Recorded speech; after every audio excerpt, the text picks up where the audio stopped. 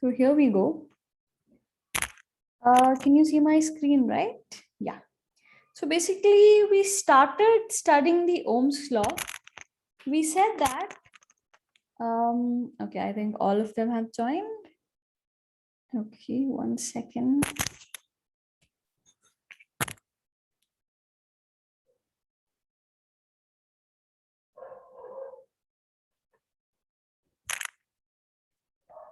All right, so we even have Gautami joining back.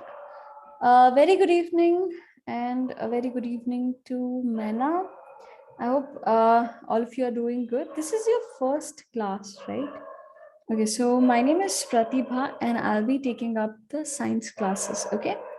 So welcome to your class today, and we started with electricity. Currently, we are doing the Ohm's law. We'll be seeing who has taken up this Ohm's law, on whose name it was actually given, who did a lot of research for that. And apart from that, we'll also be seeing what is the resistance, the factors depending on it, and etc. Yeah. So thank you so much for being here. Let's begin with that. Yeah. All right. Okay. So we said that Ohm's law is a very important concept because it actually defines the relationship between a potential difference in current through a conductor. Okay, so basically, if you have to give the relationship between a potential difference and the conductor, the work will be done by whom? The Ohm's law. So this is a graph that's basically plotted based on the different values of I.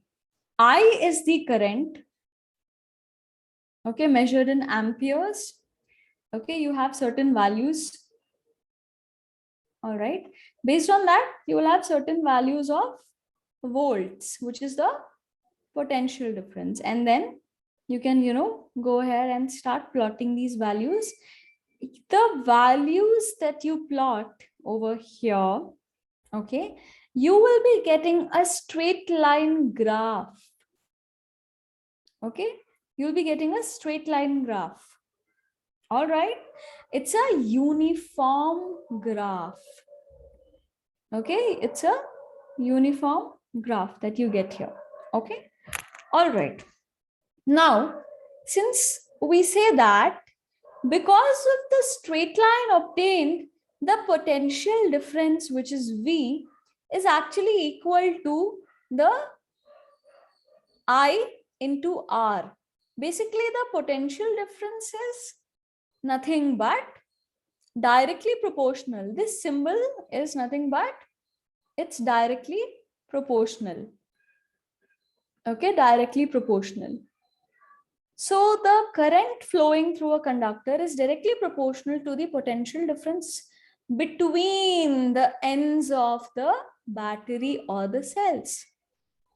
So V is equal to I into R is something when we achieve after removing this proportionality symbol. So if you want to remove it, you remove that. And then what happens? You get V is equal to I into R, where R is the resistance, I is the current, and V is the voltage or the potential difference. Now, resistance is a new term for us. Resistance is a new term for us. So let us define what resistance means. So I'll just scroll down and write down its definition. Okay, so basically resistance is nothing but it is a property. First of all, let us understand which property it is. Property of a conductor or anything that tries to resist the flow of current. Okay, that tries to resist the flow of current through it or across it. Okay, so that's resistance. Provided the temperature remains constant. So what you can write? You can write at constant temperature. You can just write at constant temperature.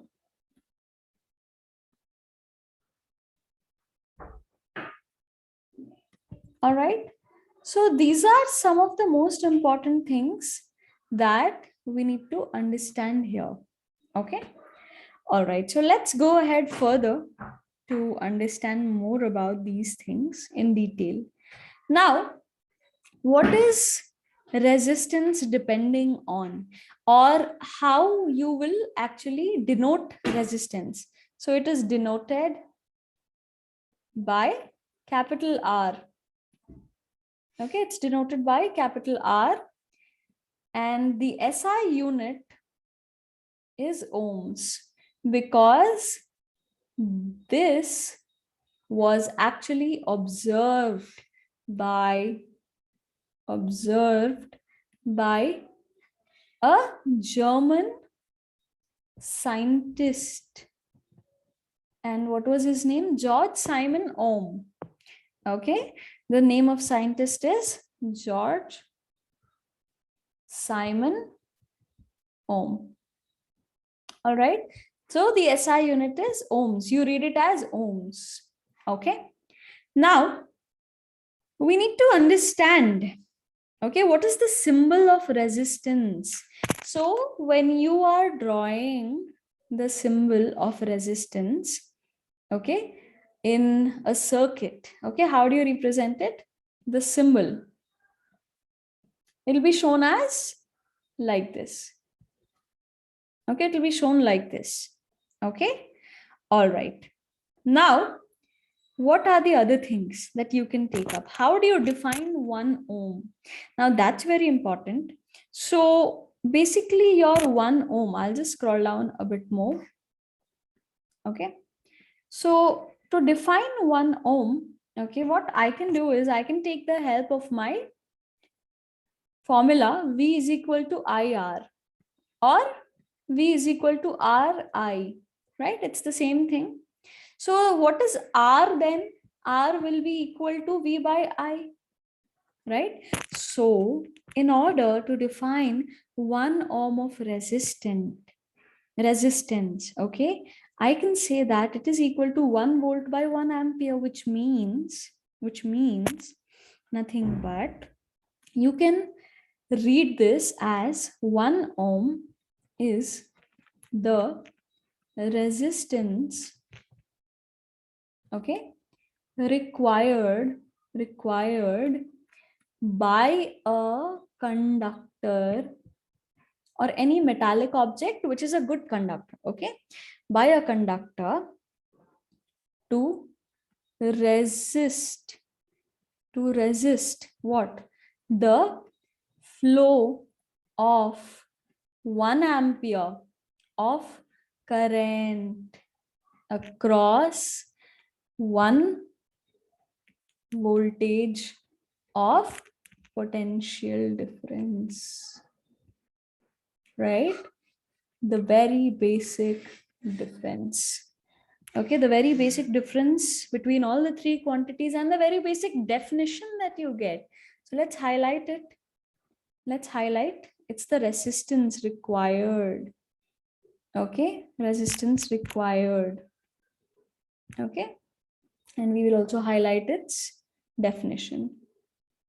Okay, all right, so now let us understand what are the factors that this resistance will depend on. So we need to understand the factors of it. Okay, what can be the factors? Now, to understand the factors over here, there are a few things that we can actually think of, in our mind, to understand what are the things that we can get. So let us understand a few things. If you have any idea or any kind of questions, you can just ask me about that. No worries. Okay, I'll just scroll down and write it. So resistance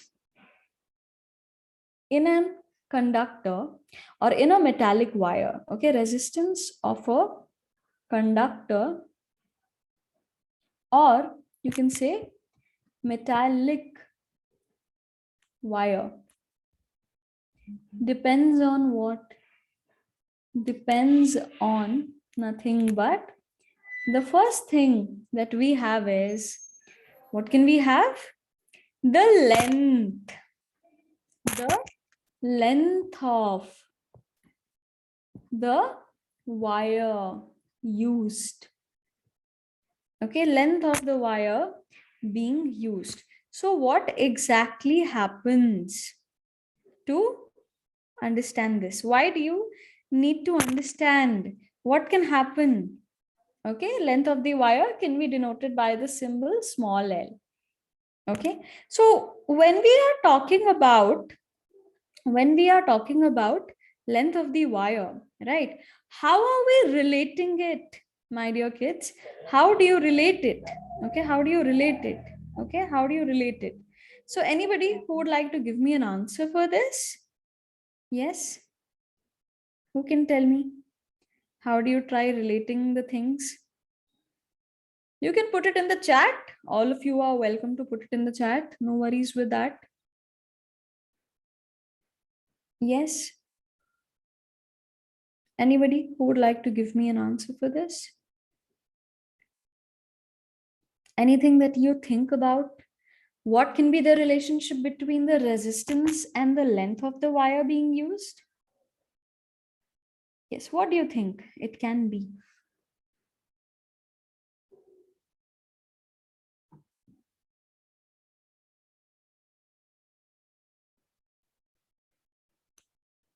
Okay, all right. So let's understand it then. Let's understand it then. Okay, I don't have any answers in my chat box.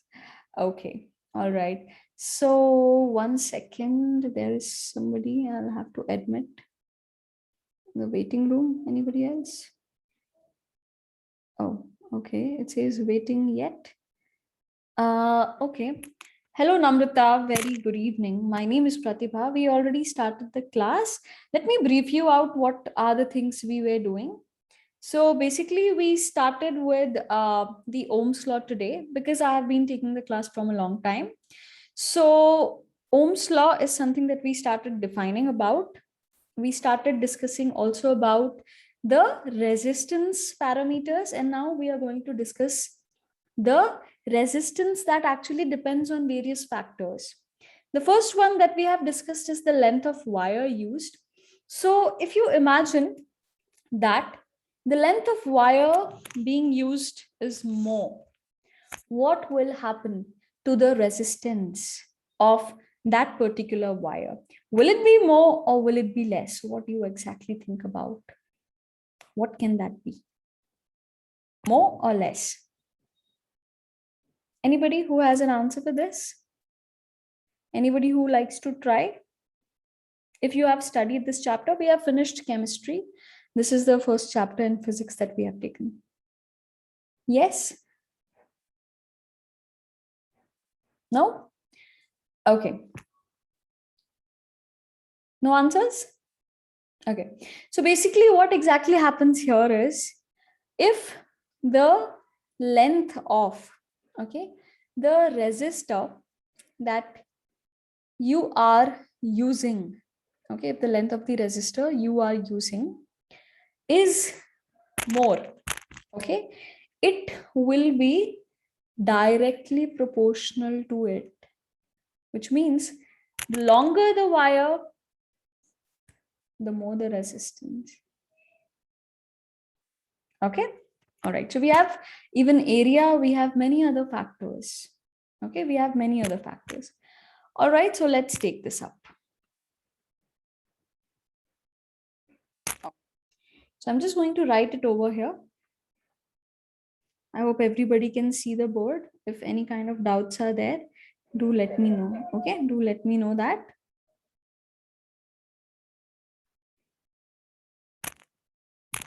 Yeah.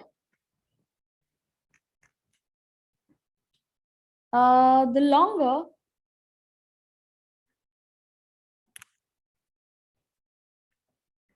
the length of, okay, wire used, okay, the longer the length of wire used, okay, what can you write? As I just now told you, you can say that if the length of the wire is more, you can say that it's nothing but it will be more, okay, length of the wire, okay, the resistance is more, okay. So what does this mean? R is directly proportional to L. This can be my first equation. Now going to the second one, you can think about the area of cross section. Area of cross section used of the wire. So we are talking about the area of wire. Okay.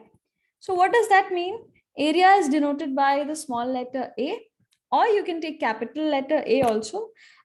People take it as capital, so let me also take it as capital. I think in your book also you have it in capital. If you open your textbooks, you can have a quick look at that. Okay, so depending on the area, now this area of cross section actually means the thickness of wire. Okay, it actually means the thickness of wire. Now let's actually imagine if a wire is quite thicker.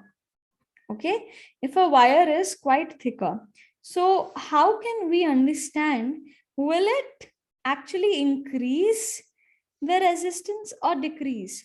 Let me tell you, depending on the thickness of the wire, okay, it is inversely proportional. It is inversely proportional. What does that mean?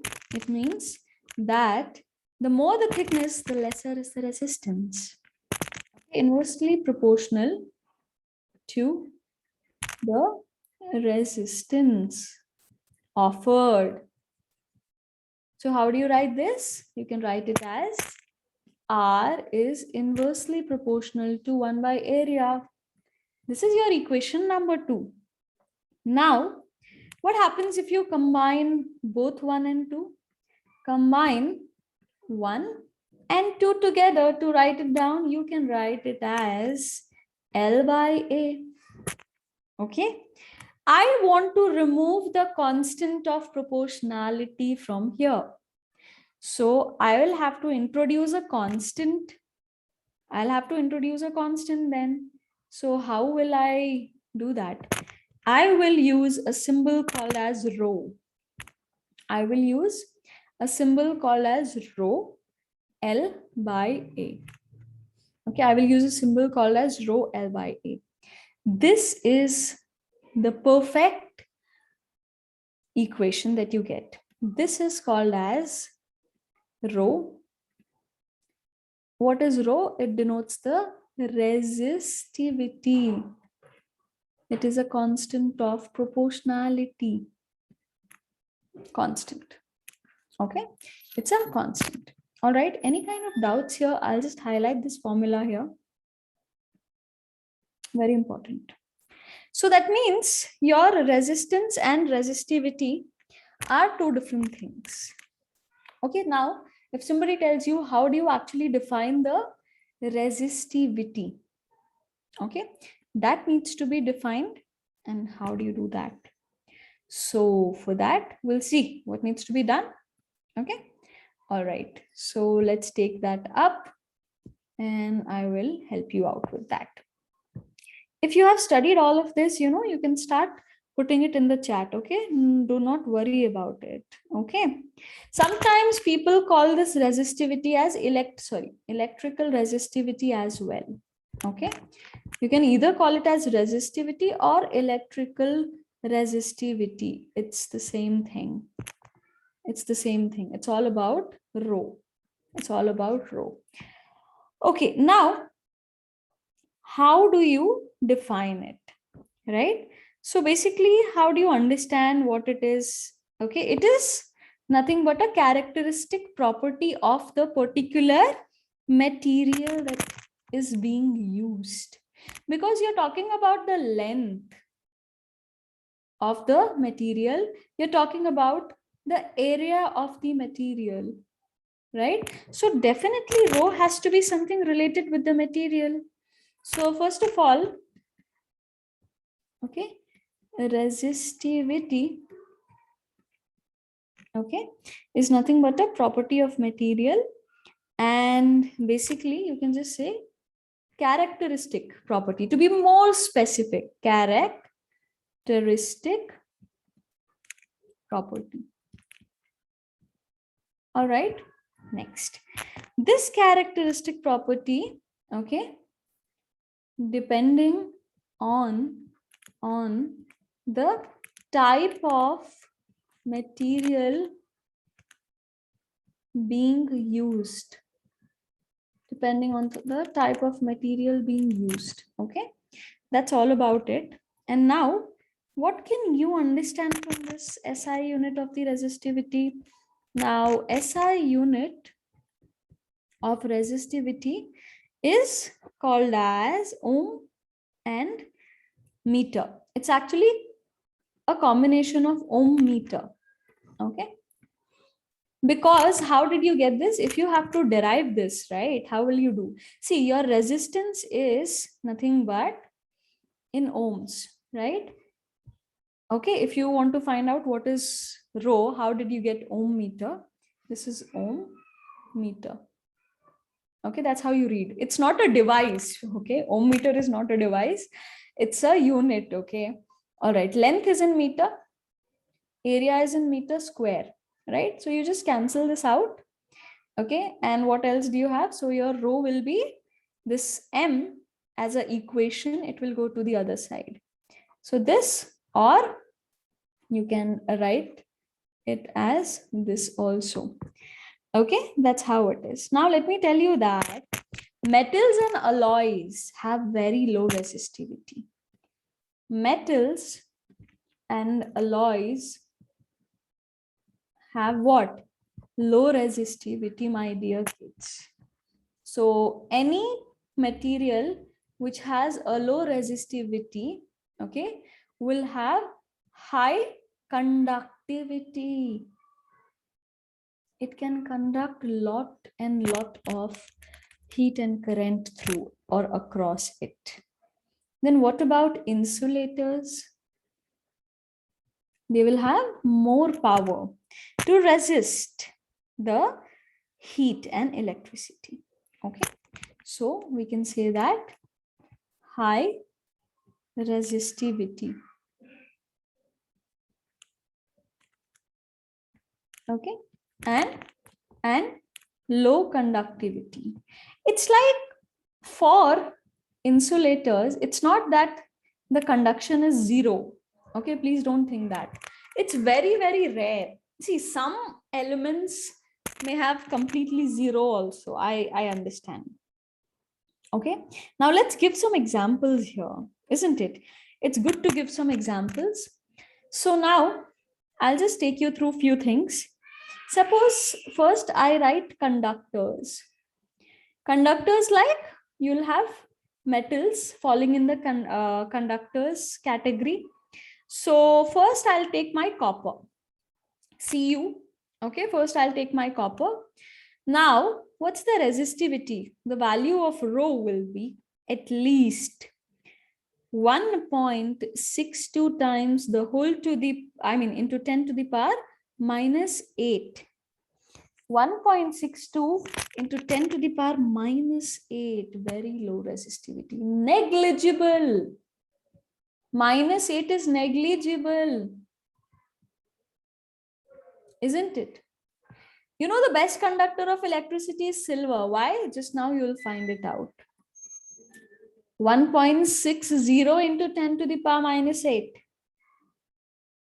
Okay, that's why silver is the best conductor of electricity. I always tell this thing because this is the reason. But why do we use copper wires? Because that's more efficient in terms of what? Expenses. It's a bit inexpensive as compared to what? as compared to the metals. We can't put silver wires across our homes, isn't it? That's not possible. Okay, that's not possible. Okay, then what do you think about gold? Gold has comparatively lesser. Okay, gold has comparatively lesser. I'll also write for one more. Okay, aluminium. Okay, the aluminium I will write. So it's Al, aluminium. The value of rho, okay, will be equal to 2.63 times into 10 to the power minus 8. This remains common for all four of, all three of them. Okay. Now, if you are coming to understand the other things over here, let's talk about the insulators. Let's talk about insulators, and then I'll also talk about alloys. But let me tell you one thing, I'm not taking semiconductors. That's not included in your syllabus. That's not included in your syllabus. So I'm not going to take semiconductors. Okay, I'm not going to take semiconductors here. Okay, sorry, one second. Semiconductors are a different category. Okay, semiconductors are a different category altogether. Let's write this down. So insulators can be like your glass, rubber, wood, etc. So they will have high resistivity. So the power should be positive, isn't it? It should be positive. Yes.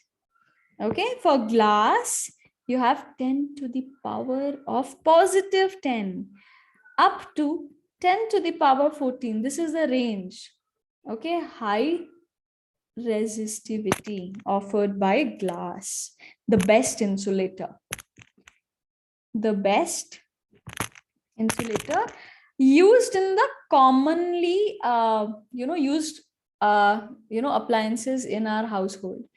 So this is best used in household appliances. There's one more which is the very best, but that's very costly again. Okay, next. So what we can write, I'll take you through ebonite. You remember there's something called as ebonite rod, but that's very costly. Ebonite rod. Okay, what's the electrical resistivity for that? You'll have at least 10 to the power 15 to 10 to the power 17. Okay, so this is again higher. Okay, higher. Okay, but then higher resistivity, but this is not cost effective. It's expensive as compared to glass. Okay, so see, everywhere we have some or the other options, but then because of few things we are unable to find the things out. Okay, next I will take you through alloys. You know what are alloys? They are a mixture of more than one metal. You know, alloys are very cost friendly and also very friendly in nature. They don't get corroded or they don't react so much with air and water, etc. Okay, alloys. So in alloys, what's the best one we can take? I will tell you about manganese. Okay, manganese. And I'll also tell you about the nichrome wires. So manganese is an alloy of the mix of copper, manganese, and nickel. Okay, all right. All are metals. So what's the resistivity? As I said, it will be in negative. Okay, alloys are mixture of metals. So it will be at least 44 to the power, 44 into 10 to the power minus 6, still lower as compared to insulators. Now, I will talk about nichrome.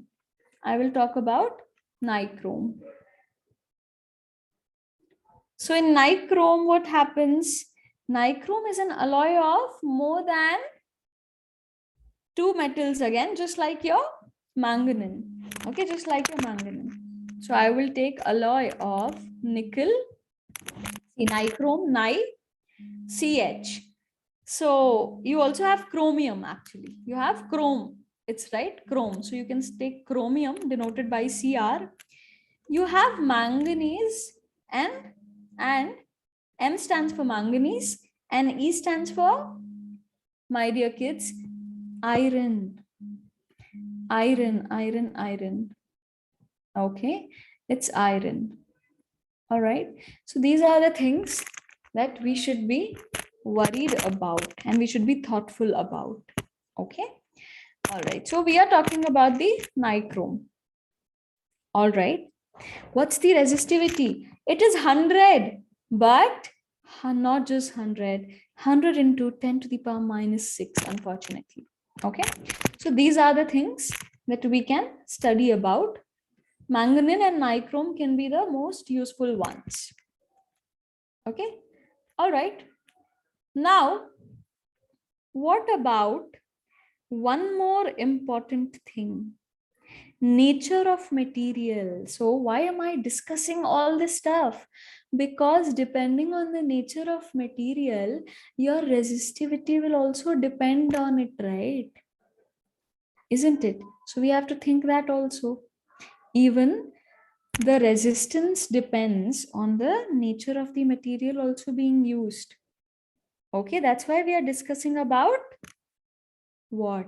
About the resistivity. So we'll scroll up and we will also add another thing called as nature of material. So nature of material should actually be discussed after discussing the resistivity concept.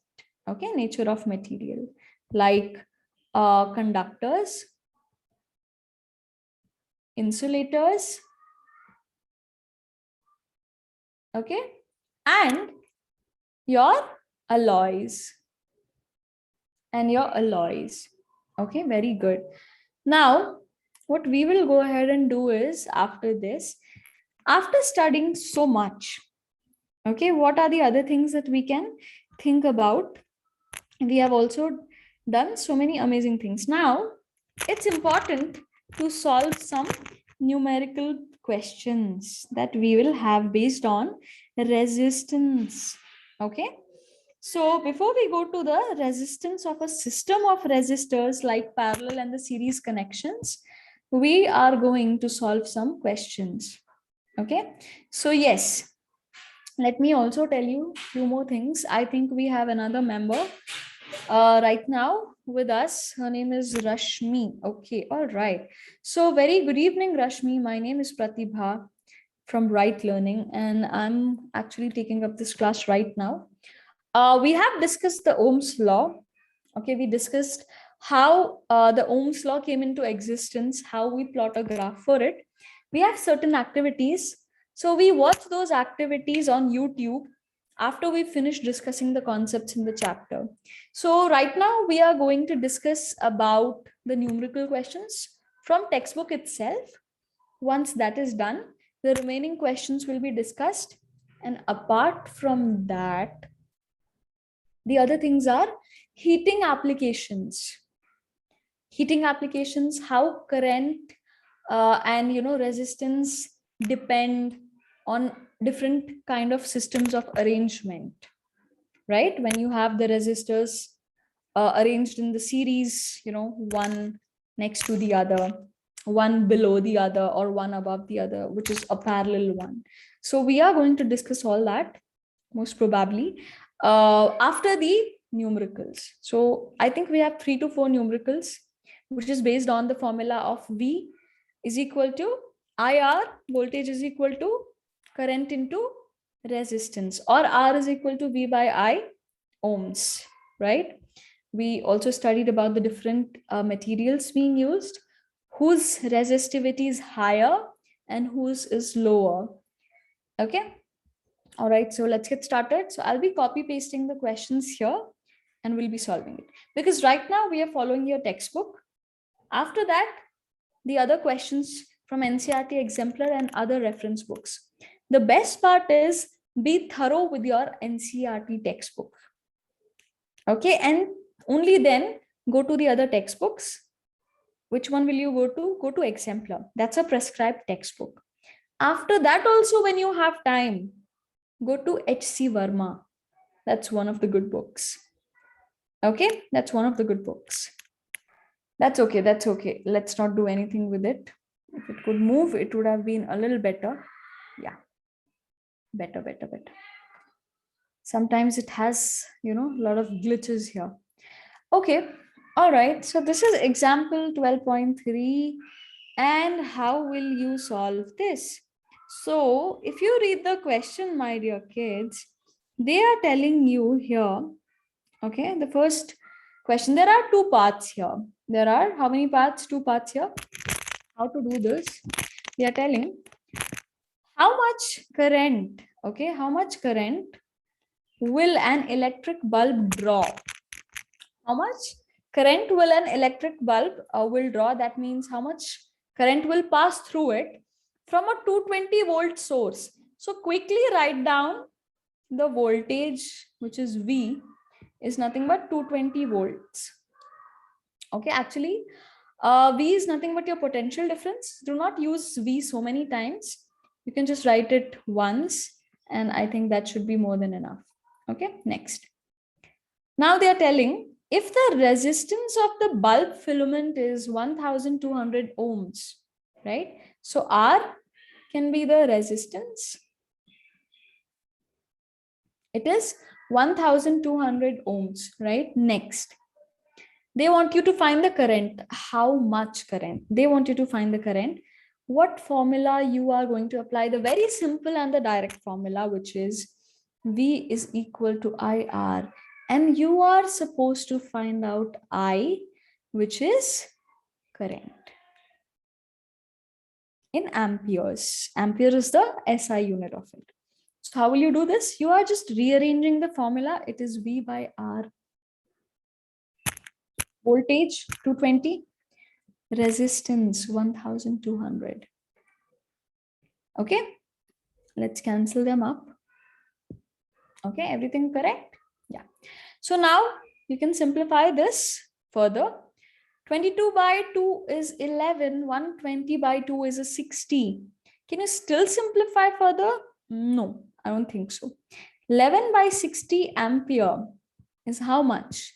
Into points. You can write it down. Okay, you can write it down in points. So you will get somewhere around, let's just divide it and check. Okay. All right. Oh, sorry. 11 upon 60, right? I made it. Yeah. Oh, again, I made it incorrect. Actually, 11 divided by 60 it is. Okay. Yeah. Okay. So 61s are 60. Okay. 50. Okay. 50. So 8 6 you can just take a 500, 480. 480. Okay, so 0.18 up to 2 decimal places if you do, that's more than sufficient. Sorry, that's not ohms, it's ampere. Okay, forgot to write down ampere. We'll just write it down. Okay, that's all. Very simple. Yes, somebody has. Okay, ma'am, I didn't understand. No worries, I will help you out in understanding it. So whatever doubts you have, do let me know. That's completely fine. Okay, the question is, I can also repeat in Hindi, no problem. Okay, if you have any doubts. The question में पूछा जा रहा है आपसे how much current, okay, कितना current एक electric bulb. Right now I'm also sitting under an electric bulb.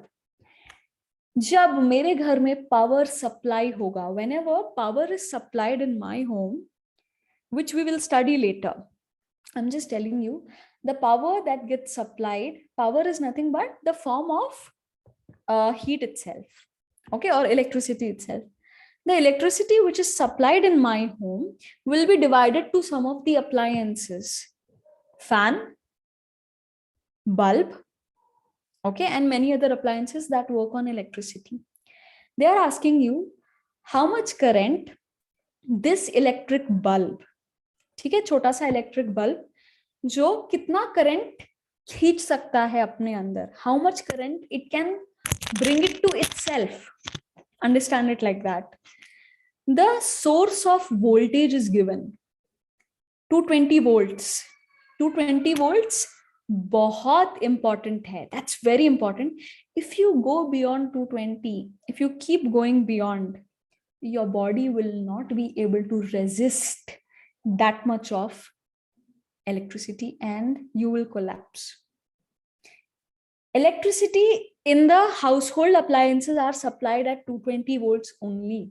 It can maximum go to 260, 300, up to 4 also, 400, but not more than that. If you go for kilovolts, it's very difficult. So now, how much current it can draw? They have given us the resistance of the bulb. Resistance is nothing but the bulb is trying to resist the flow of electricity because of a filament being used. If I highlight it, can I highlight? Yeah, I can highlight it. Bulb का ऊपर का cover किससे बना होता है? It's made up of glass. The bulb is made up of glass, right? But the inside of the bulb has a tungsten filament. Now it's a combination of insulator as well as conductor. Tungsten is a metal. Bulb is a combination of both. So the glass is trying to resist the flow of current. But the tungsten will take some current inside it, only then the bulb will glow. So that is what they are asking. How much current is required by the bulb to glow? If it is resisting about 1200 ohms, okay, and it is also trying to draw current from a source of 220 volts. So we have a formula called as V is equal to IR. What is this formula called as? Generally, Ohm's law. According to Ohm's law, this is Ohm's law. I'm writing it here. Ohm's law hai. Ohm's law states voltage is equal to I into R. Voltage is proportional to current. Introduce a constant of proportionality, that is R, resistance. Okay, you have the value of voltage, you have the value of resistance given to you from the question. I am not assuming anything. Okay, what is I? Current. Why are you finding out I? Because you are asked to find out I. Take the same formula, V is equal to IR, okay, and rearrange it. So I is equal to V by R. I is equal to V by R, right? In maths, we have learned equations, no? How to transpose the equations from left-hand side to right-hand side. Multiplication becomes division, addition becomes subtraction, subtraction becomes addition, etc. So now I is equal to V by R. Replace the value of V as 220 volts. Replace the value of R as 1200 ohms and put the units also. Okay. So the current will be 220 upon 1200. So when I write this, 220, this is 220 and 1200. No, I first cancel out one of the zeros to make it easier for me to calculate. Then I simply get 22 by 120 and I simplify this by 2, both in the numerator and the denominator. So 22 by 2 is 11, 120 by 2 is 60. So you have to divide 11 by 60, which I was just writing it incorrect that time. So 60 is bigger than 11, right? So how will you do it? 0. 60 zeros are 0. You know the division, right? So 110. Then put 60 ones up. I'll have to scroll down a little bit. 1 second, okay? Yeah. And then you get a 60. 110 minus 60 is 50. Okay. Now 50 is also smaller than 60. right? So just add another 0. You don't have to add point again. You already have decimals now. Common maths. So 60 times how much will be close to 500? 8 6 are 48. So 60 times 8 is 480. You again get a 20. If you want, add another 0, but do not work out the sum after 2 decimal places. I don't think it will be necessary. 2 decimal places are more than enough. If you have time, then you can. Okay. Now 6 3s are 18. So it will be 3.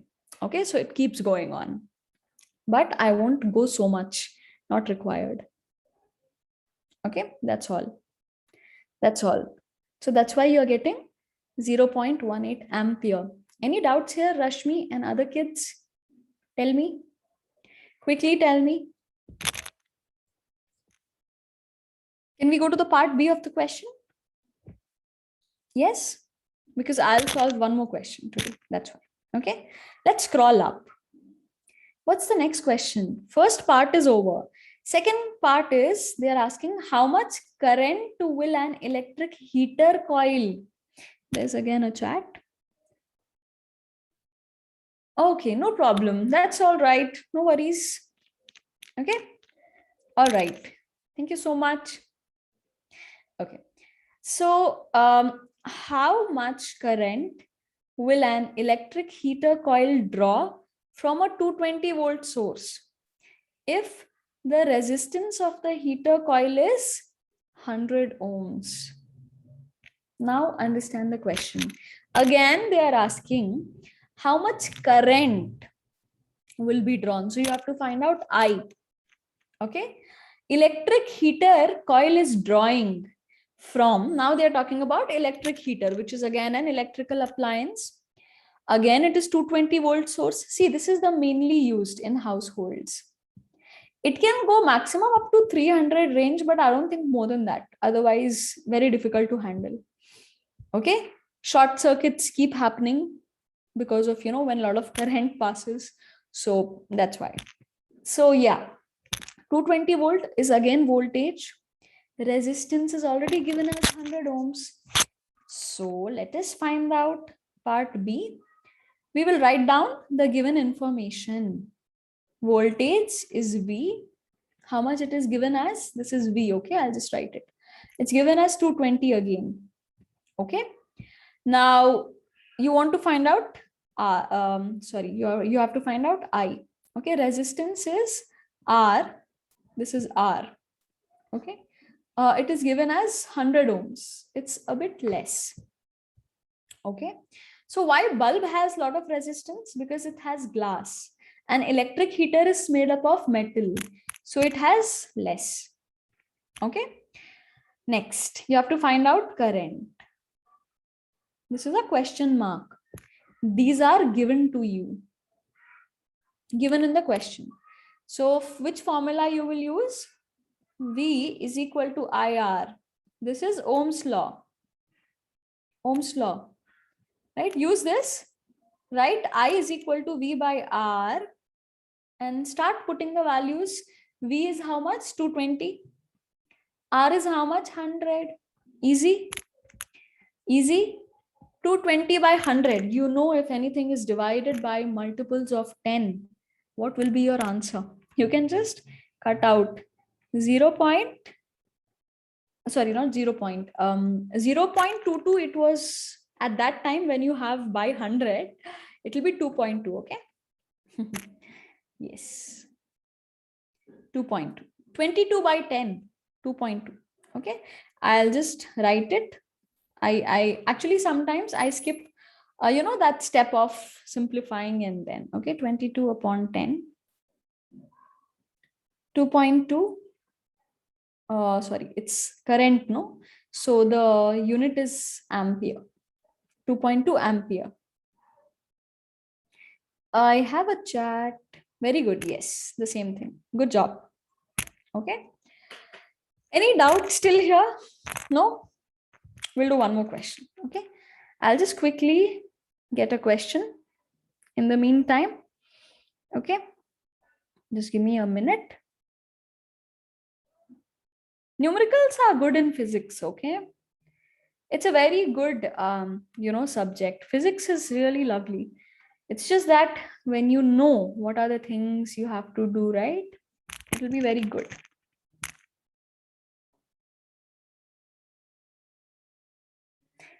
Okay, so I'm going to scroll down so that I will be able to paste my question here. Yeah, perfect. Now, I want to move this. It's not allowing me to move. Yeah, now I can move. Better. Okay, next question. Let's read this and understand this. Okay, they are telling the potential difference between now.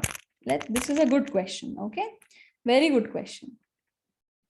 It can be easily asked for at least 2 to 3 marks. Okay, they are telling the potential difference between the terminals of an electric heater is 60 volts.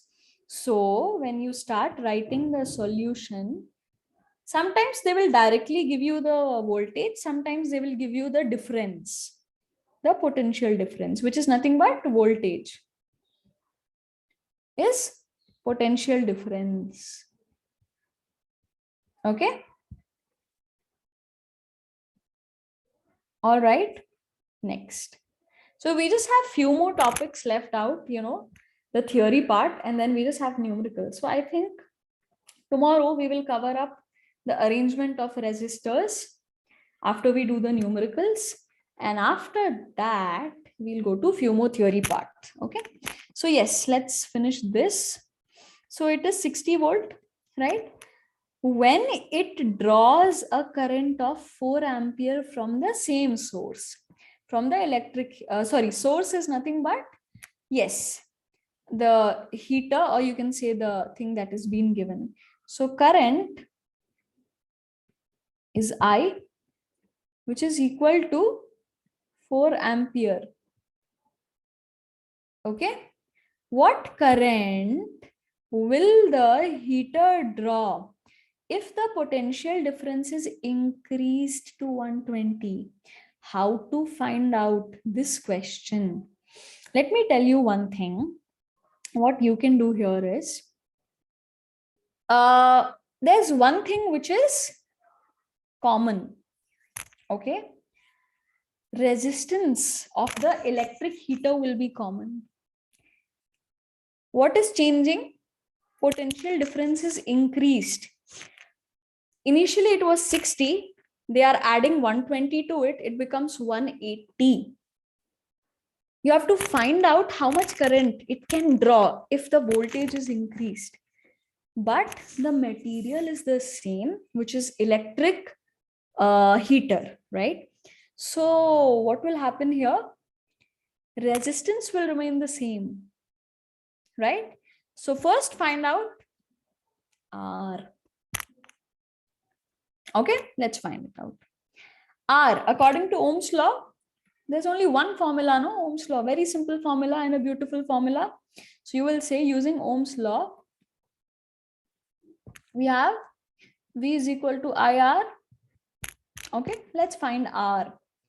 V upon I in ohms. V is 60, current is 4. Everything is in their standard units, SI units. Okay, 60 by 4 will be how much? Let's simplify this.